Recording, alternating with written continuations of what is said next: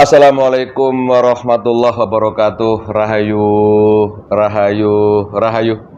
Pemirsa, pemerhati, netizen, subscriber, padepokan gaul yang budiman, dimanapun berada, baik di alam gaib maupun di alam nyata, baik di Nusantara maupun di luar Nusantara. Senantiasa kami doakan mudah-mudahan yang sedang sakit diberi kesembuhan dengan mudah dan tidak kambuh-kambuh lagi. Alhamdulillah berkah sering menyimak konten-konten kami, banyak diberi kepahaman. Akhirnya yang dulu sakit bertahun-tahun bisa diberi kesembuhan, walaupun dengan cara minta ruqyah jarak jauh ataupun datang ke Majelis Al-Husaini Kudus. Mudah-mudahan manfaat. Apabila diberi kesehatan, disyukuri dengan cara melaksanakan perintah Allah dan menjauhi larangannya. Mudah-mudahan yang sedang punya masalah hidup segera diberi penyelesaian, diberi rezeki yang halal, baik barokah fid dunya wal akhirah. Amin. Allahumma amin. Pemirsa, kali ini Sabin konten masih berputar dengan harta amanah atau harta gaib. Masih banyak orang yang menghubungi saya yang ternyata memang gara-gara tergiur dengan adanya harta gaib atau harta amanah itu malah banyak utang. Sementara yang dijanjikan oleh mereka tidak pernah terwujud, padahal selalu dimintai iuran atau kontribusi atau macam-macam, dan sampai sekarang belum ada pengembaliannya. Itu pengaduan mereka sama saya. Padahal udah saya buat konten kemarin, kalau nggak salah dua-duanya itu, ternyata begitulah prosesnya. Secara pribadi saya sendiri dulu juga tidak percaya adanya harta gaib atau harta amanah itu. Namanya kita manusia hidup dunia nyata, masa sih kita harus mengejar harta yang betul gaib? Mengejar yang nyata aja dengan cara bekerja aja kadang susah. Begitulah kira-kira. Tapi dengan pengalaman dialog-dialog saya dengan makhluk gaib yang sering kita hadirkan ketika membuat konten, ternyata harta gaib itu ada, pemirsa. Bahkan ini di tangan saya ini walaupun duplikat, kalau versi daripada Kodam ini mengatakan bahwa yang asli itu ada. Nah, kali ini saya ingin menelusuri mengenai harta gaib itu, bagaimana prosesnya, kok bisa digaibkan, kemudian apa tujuan digaibkan, dan kapan bisa dimanfaatkan, dan siapa yang diberi amanah untuk bisa mengelola harta gaib itu. Harta amanah atau harta gaib itu ternyata bukan hanya di Nusantara, di seluruh dunia ada. Contoh yang sering kita dengar ceritanya adalah harta korun. Nah, harta korun itu yang hidup di zaman Nabi Musa alaihissalam. Begitulah prosesnya, udah sahabat konten dulu. Jadi tidak bersyukur dan harta yang diberi oleh Allah kepada si korun itu, akhirnya terjadilah gempa atau apa sehingga seluruh hartanya korun itu ditelan oleh bumi. Nah, kemudian juga harta-harta peninggalan kerajaan yang dulu, kerajaan Mesir kuno misalnya, atau yang lain-lain. Nah, namanya pemerintah negara mesti punya harta.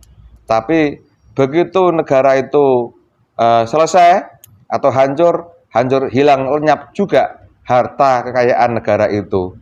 Logikanya, yang semula nyata tiba-tiba lenyap, itu berarti kegaiban. Nah, inilah yang kadang-kadang banyak memicu keinginan oleh kelompok orang untuk memburunya dengan cara yang aneh-aneh, sampai membawa korban yang banyak, bukan hanya korban harta benda, juga harta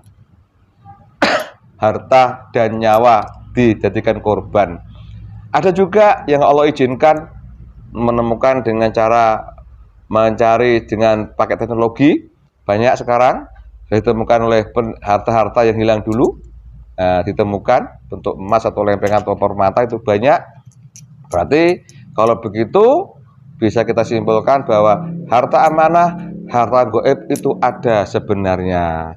Nah, kali ini saya ingin tahu kenapa ada harta digaibkan, terus tujuannya apa dan kapan bisa dimanfaatkan, terus oleh siapa yang diberi amanah untuk mengelola dari harta amanah itu. Seperti biasa, kami coba mencari informasi dari sisi gaibnya.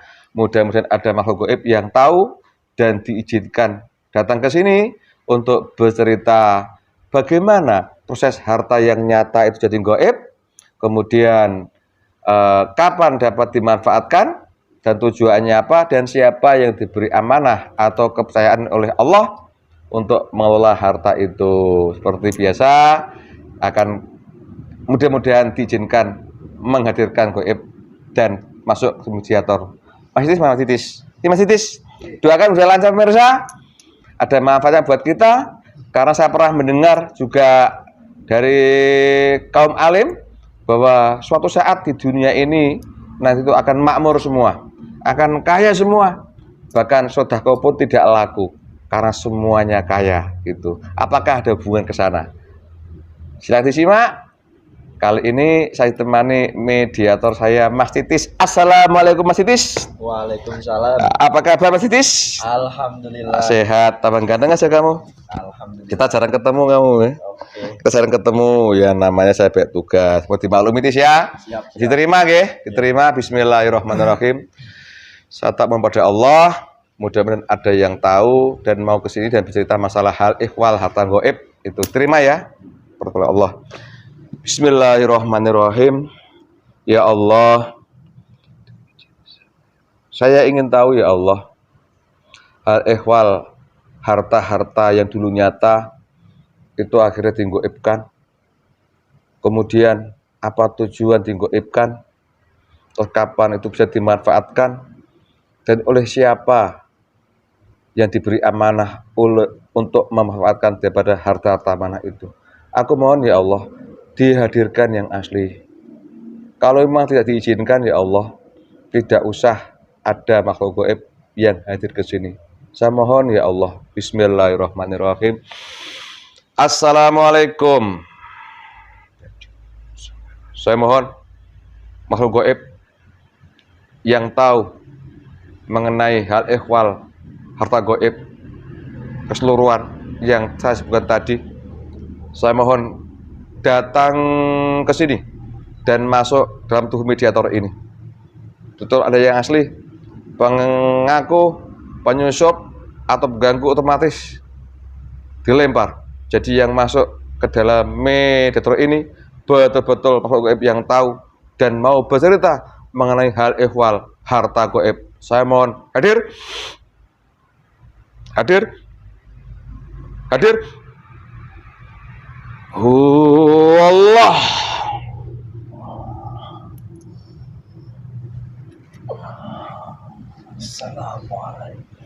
Waalaikumsalam warahmatullahi wabarakatuh. Disesuaikan dengan tubuh ini. Sebentar. Ya. Saya juga disusuk. Ya, silakan bersihkan dulu. Bismillahirrahmanirrahim. Assalamualaikum warahmatullahi wabarakatuh. Roti pagar tempat ini. Jadi sampai akhir video ini tutup di bola pagar. Sallallahu alaihi Muhammad, bentengi. Sallallahu alaihi Muhammad.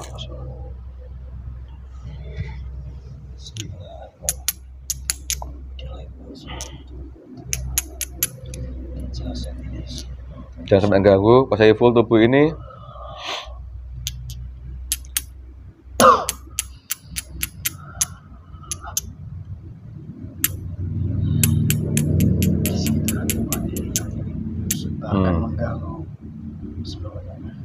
Sorry, langsung dipagari. Sallallahu alaihi Muhammad sallallahu.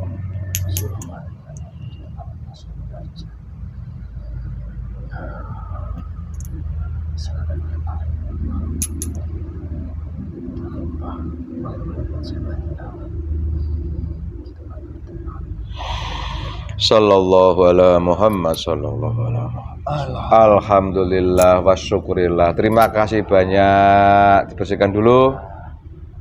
Jadi fresh lagi. Wallah. Sesuaikan. Allahu Akbar. Astagfirullah. Sallallahu alaihi wasallam.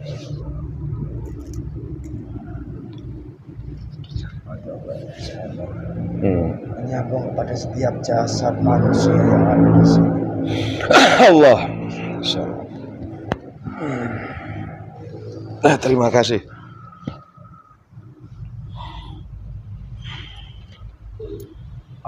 Alhamdulillah, terima kasih. Mohon maaf, sama golongan apa? Saya dari golongan jin. Dari golongan jin. Ya. Sebelum banyak bicara, saya boleh menyuguhi Anda?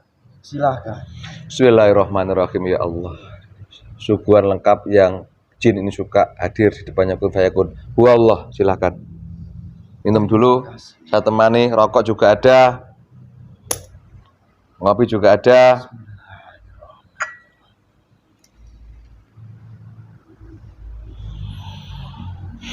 Bismillahirrahmanirrahim.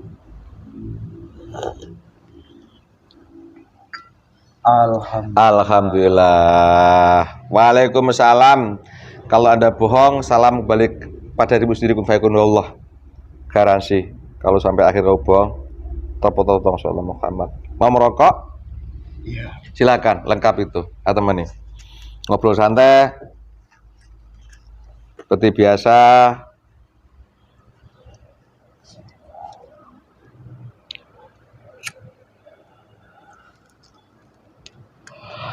Anda dari golongan jin. Iya benar. Saya ingin tahu jati diri Anda dulu, ya. Ingat, dalam goib, kalau bohong risikonya apa? Saya mengetahui. Ya. Akan terpotong-potong, akan meledak. Ya, kuasai tubuh ini ya, jangan sampai ke yang lain ya. Nah, Anda lebih tahu daripada saya. Nggih. Semua untuk memberikan doa di tempatnya. Nggih. Banyak iblis-iblis dari pasukan Hmm. dan panglima dari Astagfirullahaladzim. Nggih. semua sama yang saya Sallallahu ala Muhammad sallallahu ala. lancarkan kekuatan dan setiap orang yang di sini tanpa membawa damai bagi manusia.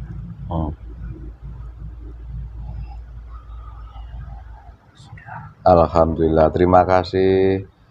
Ada dari Dajjal ke sini juga mau ngapain? Ya, jika kalian sebagai manusia tidak berhati-hati, maka mereka sebagai iblis-iblis terkuat yang sudah lepas tangan, mereka pun senantiasa menggoda setiap anak cucu Anda. Bahkan cenderung sekarang ini mereka menggoda manusia-manusia yang sudah di sebuah jalan kebenaran. Maka Gitu. dari itu lebih waspada Nggih. dan selalu bijaksana daripada ingatan kalian kepada Sang Guru. Amin, terima kasih. Punya nama bisa manggil? Iya, punya. Panggil saja Mbah. Mbah. Ya, Mbah itu aja. saya memiliki nama sebenarnya. Nah, terus tidak beritahu saya. Kamu mau tahu? Boleh, Mbah? Ya, nama saya. Ya, seperti daripada dulu kala seorang nabi, yaitu Sulaiman. Oh, Mbah Sulaiman. Berapa punya usia, Mbah? Saya sudah ada 6.000 tahun yang lalu. Subhanallah, 6.000 tahun ya Mbah Sulaiman. Berarti hidup di masa-masa beliau juga sampean Dan ya? saya memang dahulu kala menjadi pasukan jin dari beliau Nabi Sulaiman. Allahu Akbar. Sungguh saya menjadi Dan nama saya sekarang ini berganti menjadi imam. Allahu Akbar. Santai dulu Mbah, sambil ngopi sambil ngerokok Mbah. Jangan tegang-tegang loh Mbah, saya orangnya gini loh Mbah, nanti marah sama aku. Ya, golongan di tubuh juga itu Lah apa lucu? harus dijaga telinganya. Aku lagi ya salah. Waduh. Oh, kasihan oh, Mbah. Jin tuh ada yang ada juga yang lucu Mbah Jin ya. Banyak. Yang lucu. Aneka ragam. Oh. Ada mereka yang lucu. Ada mereka yang bodoh. Ada juga yang pandai. Gitu. Saya kayak manusia kalau begitu ya. Ya. Tapi di dunia manusia malah kadang begini-begini sama jin. Kayak apa tuh? Ya.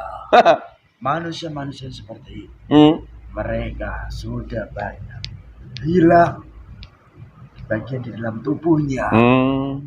Baik itu roh pendamping maupun roh lainnya. Oh gitu. Jika roh pendamping manusia itu hilang, maka bisa dipastikan manusia itu tidak menjadi manusia normal dan utuh. Gitu. Bahkan banyak suatu kecacatan. Benar sama sih hasilnya ya. Ya suka canda juga, sok lucu juga gitu ya. Bahkan di golongan gaib, golongan yang menimbulkan suatu rasa takut kepada manusia, itu malah golongan rendah. Aslinya malah ya. Di mana golongan tingkat tinggi, baik dari jin ataupun iblis, mereka bisa menipu energinya kepada manusia. Karena apa? Mereka memiliki keilmuan yang tinggi. Tidak seperti jin kelas rendah tadi yang hanya bisa buat takut dengan energinya saja. Begitu.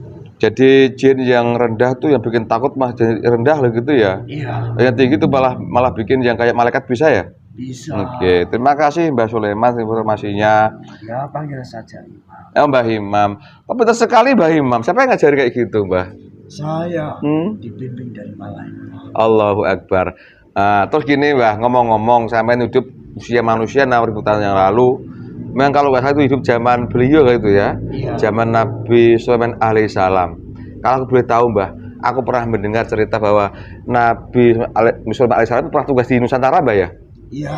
Ya benar. Benar sekali. Banyak orang nggak percaya Mbah itu Mbah. Manusia tidak mempercayai mereka. Tidak mengetahui hakikat yang sebenarnya. Di mana tanda atau sebuah bukti nyata sudah banyak berada di Nusantara ini. Apa buktinya itu? Sebuah tempat-tempat ibadah terbuat dari sebuah batu yang dahulu kala dibangun dari bangsa kami, yang dikenal sekarang ini dengan candi.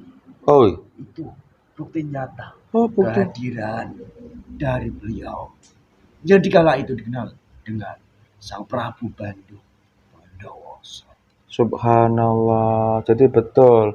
Tapi Mbak tadi mengatakan bukti-bukti nyata candi-candi itu adalah beliau petugas Nusantara. Tapi oleh ilmu manusia sekarang itu nggak sampai ke situ larinya, Mbak.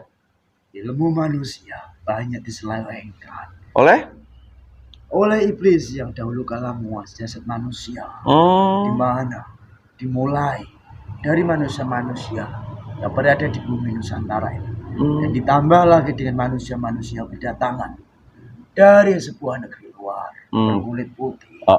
Mereka dikuasai iblis dan sengaja membelokkan sebuah alur cerita. Mereka juga bisa mengukir sebuah batu-batu. Mereka bisa meniru dari dahulu kala bahasa-bahasa Sanskerta yang digunakan oleh beliau Sang Prabu. Gitu. Jadi pada akhirnya candi itu udah bukti nyata bahwa Nabi Sulaiman alaihissalam pernah tugas di Nusantara kalau gitu Mbah ya. Iya. Bahkan aku juga mendengar bahwa di mana sejatinya manusia-manusia yang dahulu kala diajarkan oleh beliau baginda Nabi Sulaiman atau Sang Prabu Bandung Bondowoso, yaitu para raja-raja. Mereka juga masih menjadi titisan-titisan dari beliau. Ada sambung kaitannya secara langsung. Jadi tidak seperti manusia hanya mengaku-ngaku. Dan bahkan mereka para raja pun sejatinya tidak mengetahui namun mereka memiliki terah yang memang tersambung pada beliau. Gitu. Minum dulu, Mbah. Cerita aja terus, nanti aku dimarah pula, gak ada kesempatan. Iya. Galak, lari aku nanti ini. Kamu itu memang. Apalagi? Suka membuat jengkel daripada golongan makhluk gaib maupun manusia. Kok bisa itu loh? Saya lucu gini. Makhluk gaib. Iya. Terkadang dengan kamu lucu seperti itu. Makhluk gaib itu bisa jengkel. Karena makhluk gaib juga berserupa dengan manusia. Minum dulu. Jadi diperwatakan juga. Mantap, oke. Masuk Mbak Imam jengkel juga kalau begitu sama aku. Tidak. Saya ingin menjewer. Tak panjang telingaku nanti. Makasih Mbak Imam. Terus tadi ini udah banyak minggu sedikit itu ternyata benar ya bahwa Nabi Alaihissalam Rasul Nusantara yang pakai gelar Badung Bondowoso. Iya. Bukti nyatanya adalah candi-candi itu. Oke. Oh ini Mbah. Tadi masuk ke sini udah mengucapkan Assalamualaikum, itu ciri khas pemeluk agama Islam. Nah, iya. Bisa Anda bercerita keislaman Mbah Imam? Keislaman saya sebenarnya sejak dahulu kala. Di mana saat saya mengikuti beliau, baginda Nabi Sulaiman. Namun di saat itu saya hanya menjalankan daripada syariat ke tauhid. Sehingga dari beliaulah saya bisa diangkat, memiliki kedudukan, diizinkan untuk tinggal di alam kayangan. Hingga akhirnya di suatu masa tertentu, ya tidak jauh dari 10 tahun yang lalu, dari seluruh penghuni alam kayangan disempurnakan, diislamkan penghuninya oleh seorang manusia, di mana manusia itu masih memiliki garis keturunan dengan beliau Nabi Sulaiman, dengan beliau Nabi dan Rasul yang terakhir, dan beliau mendapat tugas amanah dari Allah melalui daripada para wali-wali dan juga disetujui daripada baginda Nabi untuk mengislamkan daripada alam kayangan. Di mana setelah beliau mengislamkan alam kayangan, beliau sebagai seorang manusia tidak secara jasad, melainkan secara rohani dengan perjalanannya, seperti halnya dari dahulu kala seorang Prabu yang berada di Nusantara ini, yang terkenal dengan sebuah perjalanannya atau dikatakan manusia sebagai ramalan, yaitu Prabu Jayabaya, hampir sama seperti itu. Di mana rohnya yang ke alam kayangan. Dari situlah beliau bisa mengislamkan dan mendapat daripada sebuah gelar, yaitu Sang Hyang Nurjaya. Dan beliau sebagai manusia sejatinya bukan hanya satu gelar, tapi 1000 gelar dalam satu jasa. Namun gelar-gelar yang lain belum saatnya dibuka kepada seluruh umat manusia, karena masih berada dengan sebuah proses-proses yang harus berlangsung. Dan dari Allah sendiri untuk menyelamatkan dari beliau dengan amanah tugas yang diembannya, maka dari hal itu pun ditutup oleh Allah. Subhanallah. Oh begitu. Jadi dari awal sudah tauhid panjenengan? Sudah. Sampai terakhir disempurnakan oleh tadi beliau Bular Sang Nirwana itu? Iya. Nah, dulu ketika ikut Nabi Muhammad alaihissalam, ikut syariat tauhid Nabi Muhammad alaihissalam. Nah sekarang, hidup zaman sekarang, syariat siapa yang mengikuti? Iya. Di dunia ini, sebagai makhluk gaib, kami pun menyesuaikan syariat yang lalu, yang dulu diajarkan oleh Nabi Sulaiman. Itu sudah kami tinggalkan. Kami disempurnakan menggunakan ajaran daripada syariat dari Nabi dan Rasul yang terakhir, yaitu baginda Nabi Muhammad. Karena itu sudah diberitakan oleh Allah melalui malaikat Jibril.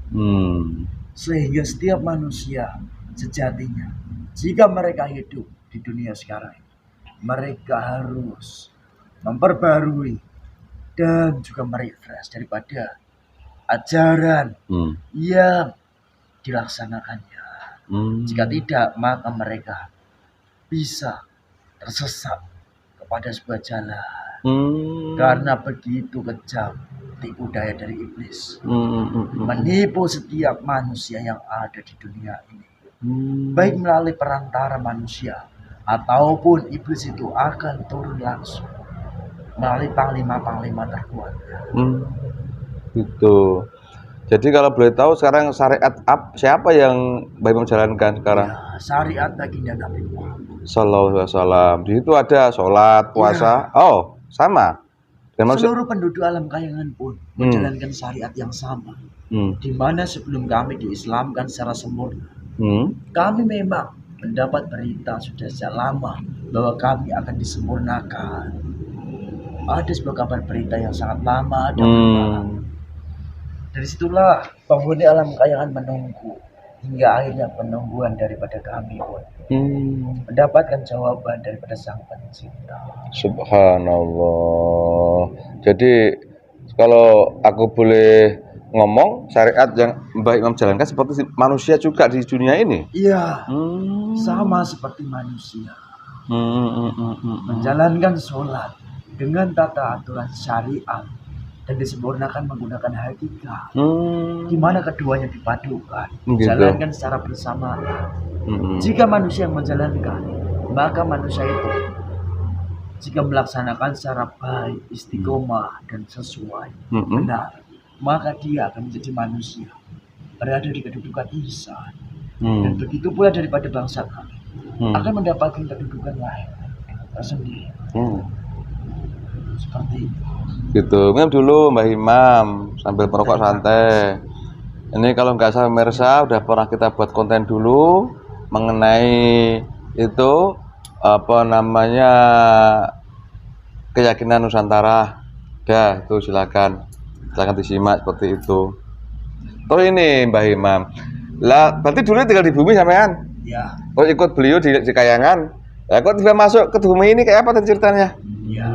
Beri cerita. Nah, saya di saat Anda berdoa memohon kepada Allah dengan izin beliau, di mana doa yang Anda panjatkan itu tersambung hingga akhirnya ada golongan dari malaikat mendatangi tempat kami, di mana saya dahulu kala mendapat tugas untuk membawa daripada harta dari Nabi Sulaiman. Dari situlah saya yang memang didatangi dari malaikat dan dibawa masuk dalam jasad ini.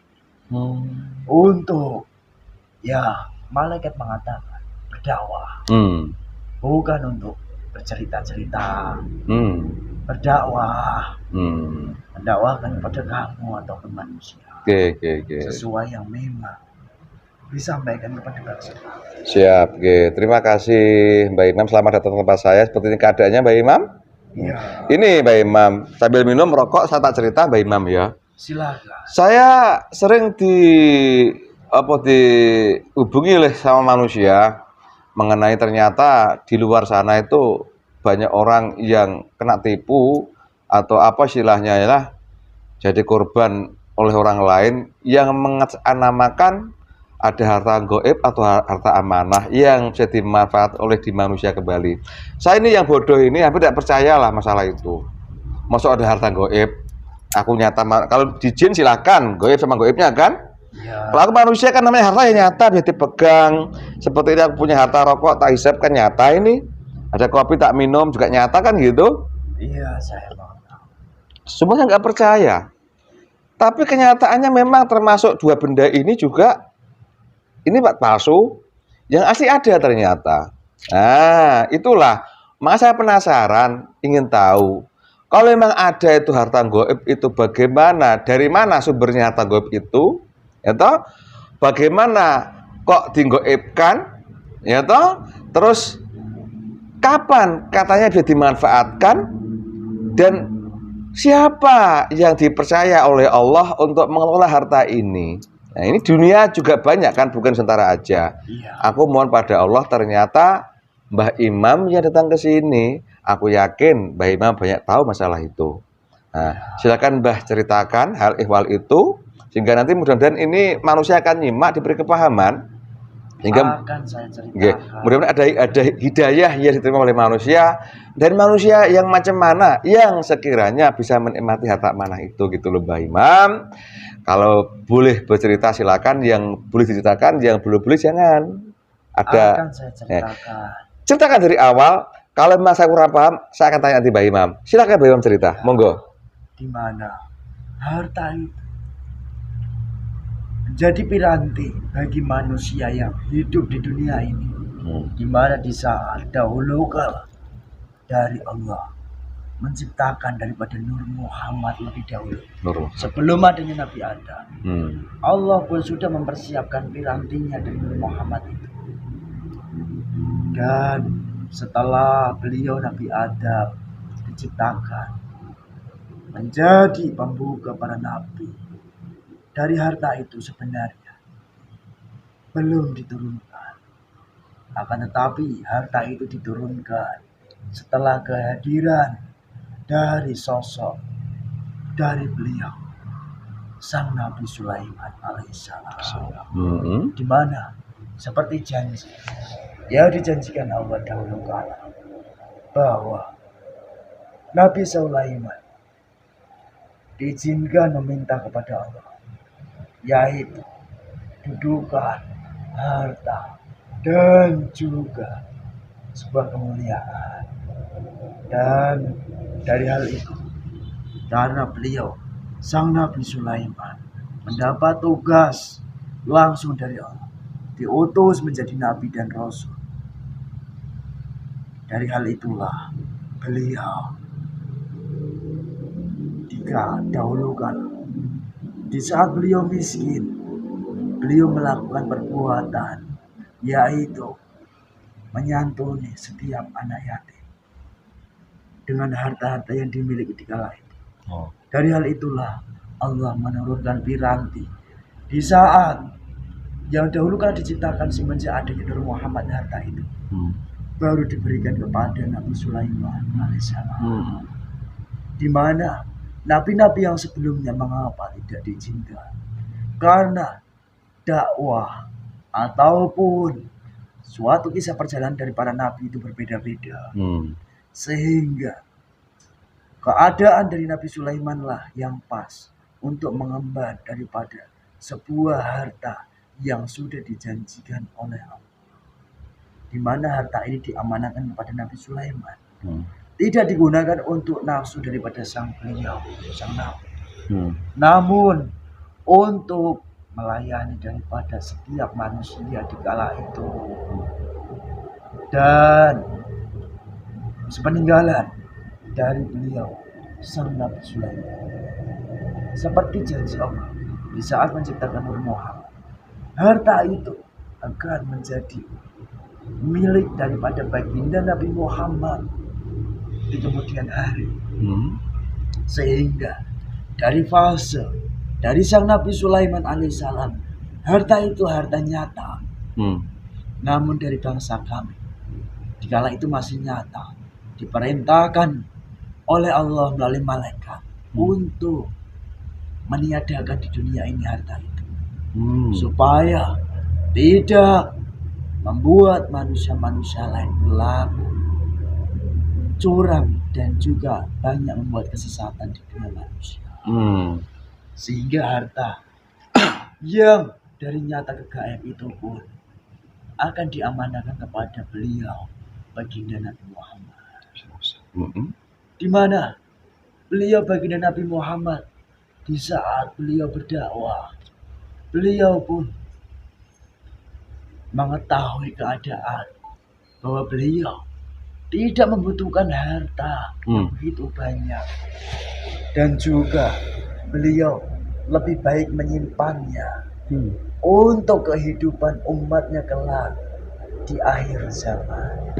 Jadi harta amanah atau harta gaib yang saat ini masih menjadi gaib, itu sekarang ini milik ataupun diamanahkan melalui beliau baginda Nabi Muhammad yang kelak akan digunakan di kehidupan akhir zaman, diamanahkan kepada keturunan dari beliau baginda Nabi Muhammad yang kelak akan memimpin dunia, yang akan merubah seluruh sistem dunia, di mana semua dunia sekarang ini sudah tersistem dikuasai daripada pasukan Dajjal. Sehingga dari harta-harta beliau lah nantinya kelak akan menghancurkan daripada sistem Dajjal. Dan manusia yang mendapatkan amanah daripada harta gaib itu bukan semua manusia, hanya manusia yang masih menjadi bagian keluarga dari baginda Nabi Muhammad, yaitu keturunan dari beliau, Sayyid Husain, di mana kelak keturunan Sayyid Husain itulah yang akan menjadi pemimpin di akhir zaman. Dan dari harta itu di akhir zaman nanti pun akan dimanfaatkan seluruh manusia di dunia ini. Dan juga di suatu masa nanti, harta-harta yang ada di dalam manusia pun bahkan tidak sanggup menerima sedekah dari siapa, karena mereka sudah mendapatkan harta yang begitu banyak. Subhanallah. Itulah sedikit hakikat rangkaian mengapa ada suatu harta amanah diamanahkan kepada siapa, lalu kepada siapa, dan kelak akan dibuka kepada siapa yang mendapat amanah itu. Dan yang diamanahi pun mereka tidak terbawa sebuah nafsu untuk menghabiskan harta, untuk berfoya-foya tidak. Mereka mengemban amanah dari Allah melalui baginda Nabi Muhammad Sallallahu Alaihi Wasallam, dan selalu dibimbing dari beliau baginda Nabi Muhammad Sallallahu Alaihi Wasallam untuk menjalankannya sebaik-baiknya. Sehingga dari hal itulah kelak kemudian di akhir zaman nanti, kehidupan umat Islam ini akan kembali berjaya menguasai dunia, karena sudah hancurnya daripada semua sistem, semua hal yang dibangun daripada Dajjal dan pasukan menguasai dunia. Itu sedikit hakikat mengenai daripada harta gaib atau harta amanah. Ya, saya melihat itu ada iblis. Suaranya ijek suaranya. Mereka melalui perantara para dukun dari wilayah pantai selatan, dari barat sampai ujung timur, dan di mana di kehidupan sekarang di bulan ini banyak mereka manusia-manusia melakukan ritual. Dari kota mereka datang ke tempat ini. Suaranya tadi ada jalan-jalan pemirsa. Jalan itu. Lihat terus, Mbah. Biar aja, Mbah. Pusaka saya. Sampai timbul suaranya seperti melangkah di atas atap. Ya. Sudah. Ya, terima kasih, Mbak Imam. Boleh aku post sedikit, Mbah? Ya, silakan. Jika kamu masih tidak paham, silakan kamu bertanya. Ini kan mau tak share dunia manusia, Mbah, lewat teknologi seperti ini. Ini memang saya nggak paham sama sekali masalah ini, Mbah. Apalagi itu hal hakikat kan. Ternyata harta amanah itu dari dulu sudah disiapkan oleh Allah ya. Sebagai piranti Allah misalkan manusia di dunia ini perlu harta kan begitu. Dan ternyata begitu prosesnya sehingga sampai sekarang pun masih berproses, satu saat akan bermanfaat di akhir zaman begitu. Memang saya pernah mendengar suatu nasihat bahwa di akhir zaman itu seluruh manusia ini kaya semua. Lihat, sudah nggak jalan. Itu efek daripada saat itu dimanfaatkan sudah harta amanah kalau begitu. Iya. Nah, jika harta itu memang sudah bermanfaat bagi seluruh umat manusia, maka hancurlah sudah sistem-sistem Dajjal. Dan kehidupan yang dijalankan manusia pun, mereka tidak membutuhkan yang namanya sedekah. Karena apa? Setiap manusia sudah mendapatkan harta yang berlimpah-limpah. Udah kaya semua gitu ya. Dan itu secara garis besar rangkaiannya mata rantai dari Nabi Sulaiman alaihissalam turun ke Rasulullah SAW sampai pemimpin akhir zaman itu tadi. Jadi nggak semua orang punya hak untuk mengaturnya. Tidak. Di mana? Sebenarnya dari beliau Nabi Sulaiman ini turun kepada ahli warisnya, yaitu para raja. Sehingga para raja di Nusantara ini mereka juga meninggalkan harta-hartanya. Itulah sedikit yang dimana mereka tersambung dengan Nabi Sulaiman. Oh gitu. Dan sambungan lain lagi, di mana sambungannya tersambung kepada baginda Nabi Muhammad Sallallahu Alaihi Wasallam.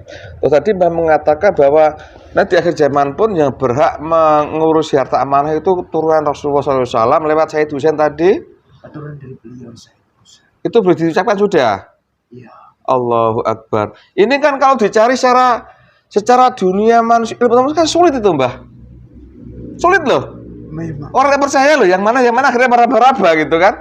Iya. Sekarang ini banyak manusia yang memang meraba-raba. Bahkan cenderung menuduh setiap manusia tertentu. Baik berada di belahan bumi sana ataupun bumi timur. Mereka saling menuduh si A si B bahwa mereka adalah keturunan dari Sayyid Husain. Padahal mereka tidak memiliki darah sedikit. Gitu. Udah jangan bahkan yang mengaku pun ada darah sedikit pun. Karena darah sejatinya teralir di aliran urat saraf manusia. Dan darah itu hakikatnya tidak terlihat oleh mata manusia karena terbungkus daripada kulit. Dan juga di mana hanya manusia tertentu yang benar-benar paham, yang mendapatkan daripada kepahaman langsung dari Allah melalui daripada pimpinan lain. Subhanallah. Tapi ini Pak Imam, dunia manusia kan ada semacam pengetahuan untuk silsilah itu, nasab itu, ya kan? Bahkan ada tes segala macam, sistem tes apa itu saya kurang tahu DNA atau apa. Itu nggak bisa menunjukkan yang mana orangnya kira-kira. Tidak. Jika manusia hanya mengandalkan teknologi, menggunakan tes-tes tertentu, seperti halnya manusia ingin mengetahui keturunan dari baginda Nabi Muhammad sekarang, maka manusia itu tertipu besar. Mereka selama ini tertipu besar karena pada hakikatnya hal seperti itu jauh daripada mata pengetahuan dan juga mata indera manusia. Subhanallah. Karena itu sudah masuk di ranah hakikat. Dan mereka jika melakukan tes seperti itu, maka bisa dibuktikan saja tidak ada darah dari beliau sendiri. Sama sekali. Walaupun seluruh dunia dites. Iya. Dan begitu. Jika manusia mengetes, maka manusia pun membutuhkan darah dari baginda Nabi Muhammad untuk membandingkannya. Namun bagaimana cara manusia mendapatkan?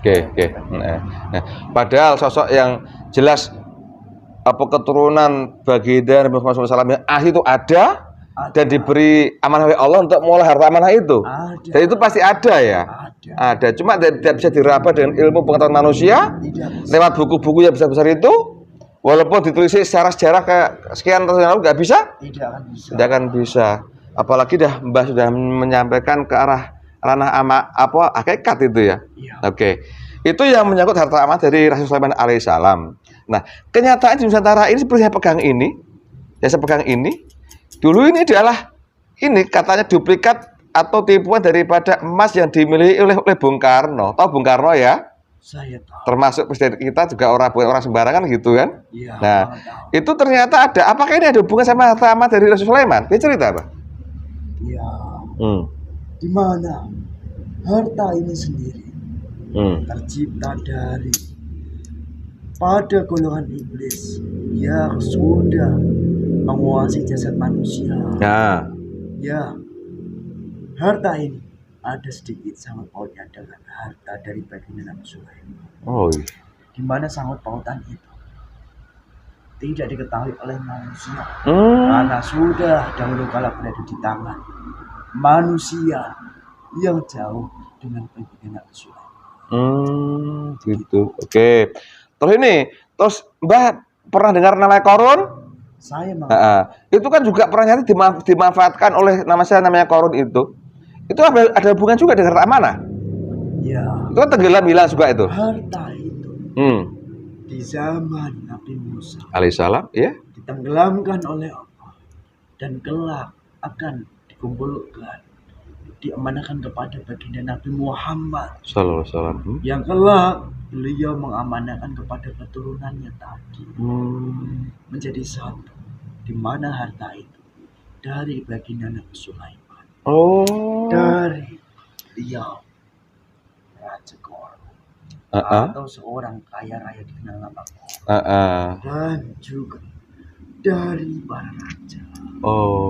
Namun dari ketiga harta itu yang paling sangat banyak yaitu peninggalan dari beliau Nabi Sulaiman alaihissalam. Karena itu langsung dianugerahkan oleh Allah kepada kekasihnya, di mana beliau sang Nabi pun sudah mengetahui bahwa beliau mendapat amanah yang kelak akan diamanahkan lagi.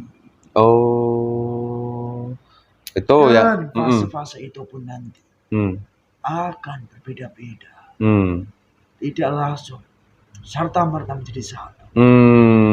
Diawali lebih dahulu dengan peristiwa-peristiwa tertentu, dan prosesnya pun berbeda. Gitu ya Mbah ya, berbeda. Ini itu yang Korun. Bahkan akal manusia kelak, mereka tidak menyadari jika ada hal-hal seperti itu, karena mereka sudah cenderung tertutup dengan suatu kehebatan daripada apa yang diberikan ataupun dianugerahkan Allah kepada manusia tadi, yang menjadi keuntungan dari saya berusaha. Itu oke. Itu yang luar negeri. Sekarang ke Nusantara. Terus di Nusantara ini kan cara dunia manusia nyata nih Mbah. Aku sudah dapat cerita dari orang-orang, dia ini suka mencari harta peninggalan kerajaan Mojopahit, atau kerajaan Singosari, kerajaan Pajajaran juga ada harta peninggalannya yang katanya masih utuh sampai diburu dengan ritual tertentu. Itu bagaimana bisa bercerita Mbah sampean? Iya. Harta-harta para raja di negeri Nusantara ini memang masih utuh adanya. Dan harta itu menjadi gaib. Tidak bisa diambil oleh manusia manapun. Jika manusia tidak mendapat amanah ataupun tugas, ingat, jika manusia melawan, maka mati manusia. Gitu. Jikalaupun mereka dengan segala keilmuan bisa mengambil harta itu, maka mereka jika menggunakannya mati. Ya. Allahu Akbar. Hancur gitu ya? Ya. Jadi beliau simpulkan harta amanah memang ada, dan itu memang oleh Allah ciptakan untuk piranti kehidupan manusia gitu. Mulai dari sejak Nabi Adam sudah ada harta loh Mbah itu Mbah. Iya. Nah, tapi yang sangat besar ya diturunkan ketika Nabi alaihissalam. Dan sampai sekarang realitanya itu digaibkan, digunakan lagi nanti di akhir zaman sampai timbul masa orang kaya semua gitu ya. Sampai sedekah pun nggak laku. Dan siapa manusia yang diberi amanah untuk bertugas masa itu adalah keturunan dari baginda oleh salam gitu. Iya. Nah, kalau saya salahkan saya Mbah. Memang keturunan dari baginda. Langsung masih keluarga. Masih satu lingkup. Di mana kelak akan menjadi pemimpin di akhir zaman. Dan sudah banyak diketahui oleh manusia alim bahwa dahulu kala baginda sudah pernah bersabda bahwa kelak dunia di akhir zaman akan dipimpin daripada keturunanku secara langsung, dari keluargaku. Begitu. Dan kiranya Mbah belum boleh cerita siapa ya? Tidak boleh. Bagi pemirsa yang jernih hatinya, insya Allah nyambung dengan konten saya dulu siapa aja sekarang biar beli itu. Walau alam bisawab. Terus ini Mbah, sebelum kita berpisah, dan gimana? Yang akan saya sampaikan, mengapa nabi-nabi sebelum Nabi Sulaiman. Mereka tidak diberikan harta sebanyak Nabi Sulaiman. Karena di kala itu setiap nabi dan rasul mengemban amanahnya masing-masing, sesuai dengan kebutuhannya masing-masing. Jadi Allah pun memberikan pirantinya sesuai kadar yang memang di kala itu dibutuhkan. Dan mengapa Nabi Sulaiman ini dipilih? Karena sosok beliau Nabi Sulaiman yang akan dahulu kala menjadi sebuah pemimpin daripada para raja di negeri Nusantara ini. Subhanallah. Ataupun leluhur dari para raja Nusantara. Nah, ini laki-laki Mbak Imam mengatakan Nusantara. Aku curiga, karena aku juga pernah membuat konten seperti ini, Mbak, menghadirkan soal arti bendera merah putih. Ternyata sudah ada artinya loh itu. Iya. Nah, bahkan bendera merah putih ada hadisnya juga. Ada kan? Nah, merah itu artinya adalah merupakan gudang harta, itu. Dan putih itu apa kurang tahu. Jadi boleh saya katakan di Nusantara ini merupakan gudang harta itu. Iya. Bisa cerita? Gimana tanah Nusantara itu menjadi gudang simpanan dari beliau baginda Nabi Muhammad Sallallahu Alaihi Wasallam. Gimana beliau sebenarnya masih memiliki darah dari bumi Nusantara ini.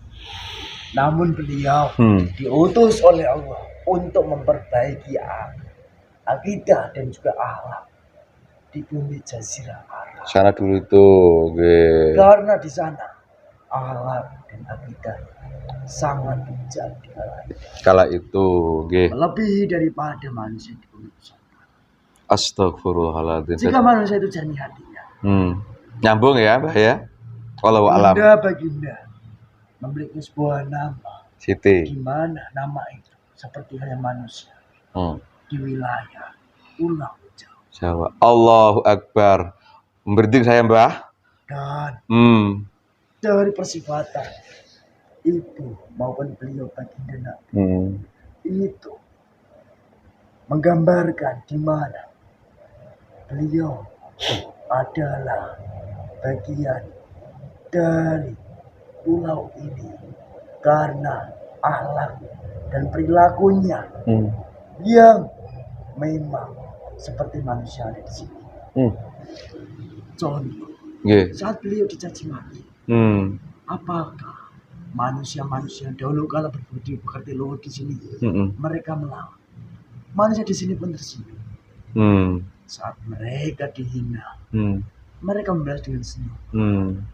Namun jika manusia membantah seiring berjalannya zaman, maka seiring berjalannya zaman, di mana bumi ini sudah dikuasai daripada iblis atau sebuah sistem dari Dajjal, sehingga banyak akhlak dan budi pekerti manusia di dunia ini, bukan hanya di Jawa ataupun di seluruh dunia, sudah banyak dikuasai daripada bala pasukan Dajjal, sehingga akhlak-akhlak yang luhur itu sudah mulai luntur. Gitu. Jadi rangkaiannya ke Nusantara juga, Mbah ya. Insya Allah saya paham dengan apa yang Mbah Imam sampaikan, tapi saya belum berani buka secara umum. Ya, hanya rekan-rekan. Saya hanya membuka sedikit aja. Di mana itu yang memang dicintai. Dan selebihnya saat itu.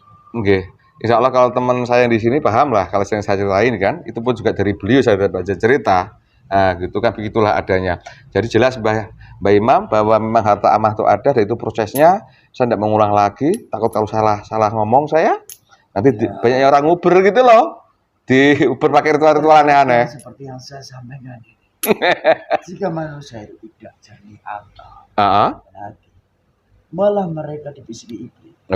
Bahwa akan fitnahkan. Dan itu memang sebuah jatah yang diberikan. Siap, alhamdulillah. Jadi yang jelas sekarang saya baru percaya bahwa harta gaib amanah memang ada, dan oleh Allah memang diciptakan sebagai piranti manusia sampai akhir zaman itu gitu ya. Dan manusia-manusia siapa yang yang berhak mengelola atau dapat warisan atau itu ternyata ada hubungannya yang seperti itu. Ada. Jadi nggak semua orang yang bisa memegang ini kalau begitu. Oke, terima kasih karena ini mudah-mudahan pemirsa sadar selama ini yang bergejolak mencari itu Cukuplah Ya, saya tobat. ingin berpesan sebenarnya. Gimana? Karena saya di sini juga di sini berdakwah. Siap. Nggih. Pesan saya, jika sebagai manusia yang hidup di dunia sekarang ini, mereka terdorong daripada kemampuan untuk mengambil sebuah harta amanah, maka itu sebuah kesalahan besar. Mereka akan mengalami ajal kematian. Oh iya. Maka manusia sebaiknya tidak usah mencari harta mana. Cukup manusia itu menjalankan kewajiban-kewajibannya sebagai manusia, landasan-landasan sebagai manusia yang diperintahkan oleh Allah itu seperti apa itu harus dijalankan. Terus bagaimana pendapat Mbah Imam dengan kegiatan manusia untuk menambang suatu tambang-tambang yang menghasilkan harta itu? Boleh? Ya, kegiatan itu sendiri. Ya, Allah masih mengizinkan. Namun suatu masa nanti itu akan tertutup dengan sendirinya, dengan proses-proses yang tidak seperti dahulu. Allahu Akbar. Gitu.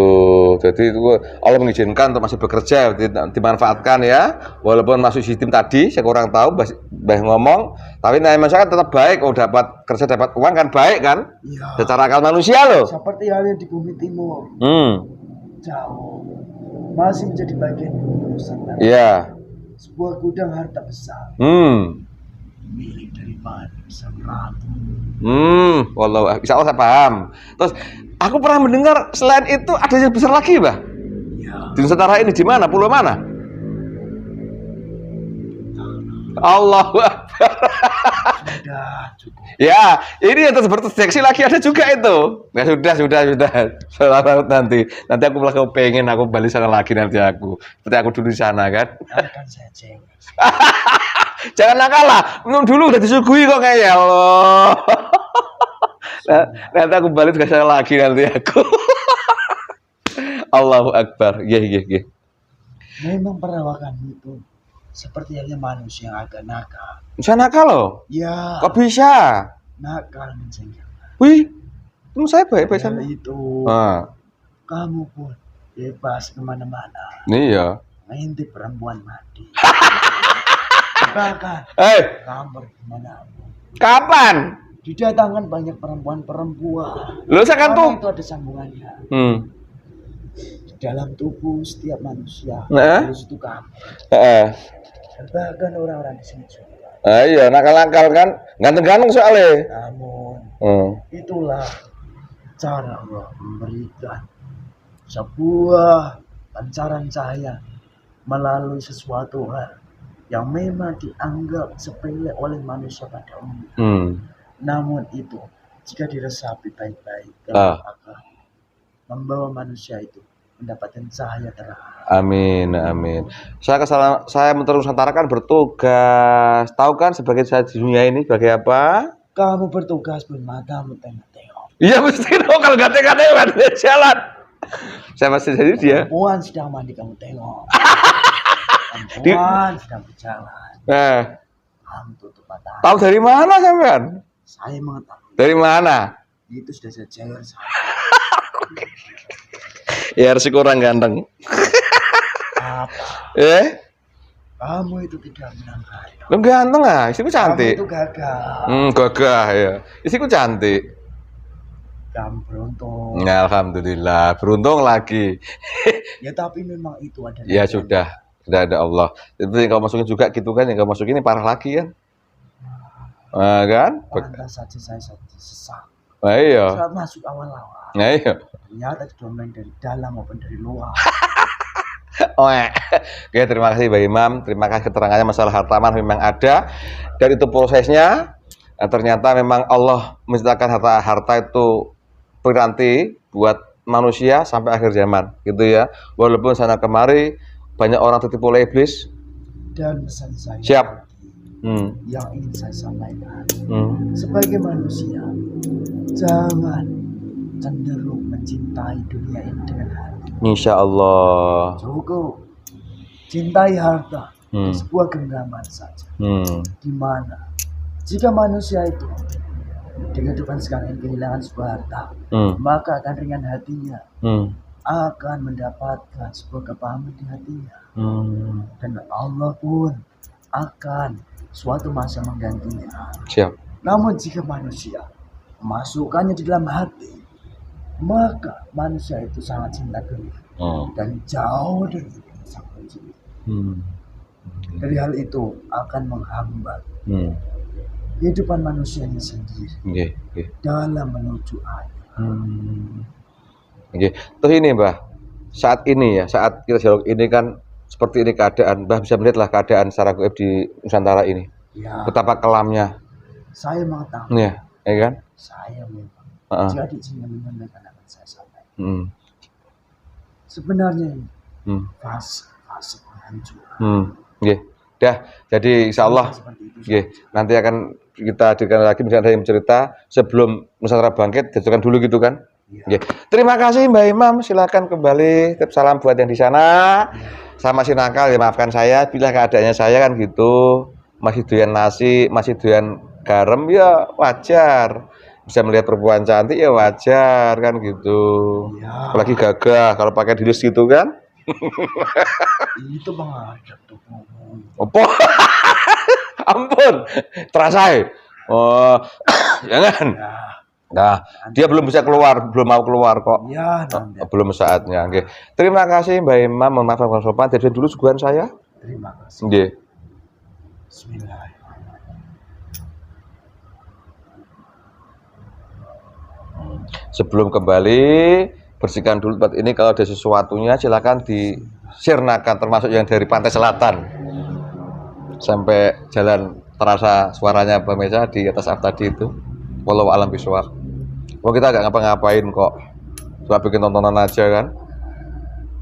Apa yang kamu sampaikan ini membuat iri manusia. Loh kok iri tuh loh? Ya karena manusia itu dibekali dengan benih iri. Oh gitu. Mereka tidak tahu bahwa benih iri itulah yang menjadi besar hingga akhirnya mereka benci. Oh gitu. Ya alhamdulillah. Apa yang mereka pahami selama ini ternyata pun keliru. Jika dibenarkan pun mereka tambah benci. Sebagai manusia yang bodoh kan seperti itu. Iya sudah. Semoga bisa mendapatkan kepahaman. Amin. Terima kasih Mbak Imam. Sebentar saya. Allah. Keliling dahulu. Hancurkan semua. Siap. Dan pesan saya khusus. Lebih berhati-hati. Di mana adalah pasukan tajam dari iblis-iblis terkuat dan panglima yang sudah mulai turun. Lebih waspada dan juga selalu ingat apa yang disampaikan oleh beliau sang guru. Amin. Ya Mbah, makasih Mbah. Mudah-mudahan Mbah Allah menerima kami semua. Terima kasih Mbah Leman. Itu saja. Saya mohon izin Mbak. Siap. Assalamualaikum. Waalaikumsalam warahmatullahi wabarakatuh. Terus lagi. Ini semua. Ibira. Itu lagi. 5. Ini 2. Wis sadar ya. Alhamdulillah pemirsa, demikian dialog saya dengan Mas Goib yang masuk ke Twi Masjitis, yang aku dari golongan jin, yang dipanggil Mbah Imam. Begitu ceritanya secara jin tadi, yang bercerita mengenai harta amanah ternyata memang ada. Dan itu prosesnya dari awal sampai akhir. Kalau mau paham silahkan disimak. Aku yakin kelompok alim sudah paham masalah sejarah ini. Bahwa suatu saat sebelum kiamat terjadi, itu keadaan dunia akan baik semua, makmur semua, sampai sedekah pun tidak laku. Ternyata ada prosesnya. Kalau paham silahkan disimak. Pemirsa, semua kejadian yang ada di dunia ini sudah menjadi takdir dan kehendak Allah. Apabila Allah menghendaki, pasti akan terjadi, walaupun seluruh makhluk menolaknya. Demikian juga konten saya kali ini, Allah yang mengizinkan dan menghendaki.